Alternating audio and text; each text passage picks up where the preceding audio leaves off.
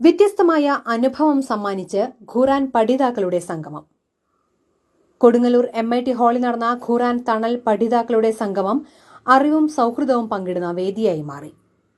AP Ali Sahib സംഗമം ഉദ്ഘാടനം ചെയ്തു. KA ഖദീജാബി ആമുഖ പ്രസംഗം നടത്തി. NA സൗദ ബീവി, ഹഫ്സ ഒമർ, മെഹബൂബ് കൊച്ചി എന്നിവർ സംസാരിച്ചു.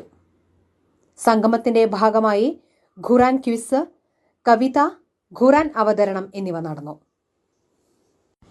സബിത ബിന്ത് ഇബ്രാഹിം, റംല ലത്തീഫ്, സഫിയ മാള, റംല കബീർ, BV ഹമീദ്, റൈഹാനത്ത് സുലൈമാൻ, ഐഷാബി എന്നിവർ കവിതാലാപനവും ഖുർആൻ പാരായണവും നടത്തി.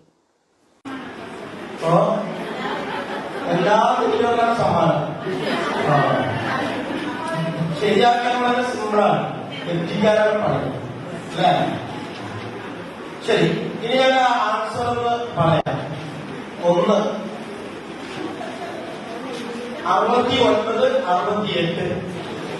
ഓക്കെ, അവിടെ നിങ്ങൾ തൊട്ട് റൈറ്റ് കൊടുത്തിട്ട് അതിന് നേരെ 1 കൊടുക്കാം. ശരിയാണ്. അതെല്ലാം ഉത്തരം നിങ്ങൾ ചെയ്തെങ്കിൽ ബെഡ് കൊടുക്കണ്ട, ബെഡുന്നില്ല നമ്മൾ കേട്ടോ, ഒന്നും ചെയ്യണ്ട.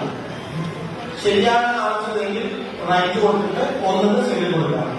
ഒന്നാമത്തെ ഉത്തരം 69, 68. രണ്ടാമത്തെ ഉത്തരം 7 രാവും 8 പകലും. 7 രാവും 8 പകലും. മൂന്നാമത് വരുന്നതാണ്. മൂന്നാമത്തെ ഉത്തരം കപ്പലാണ്. ജാരിയ എന്ന് പറഞ്ഞാൽ ഒഴുകുന്ന വാഹനത്തെയാണ് ഉദ്ദേശിച്ചത്, കപ്പൽ.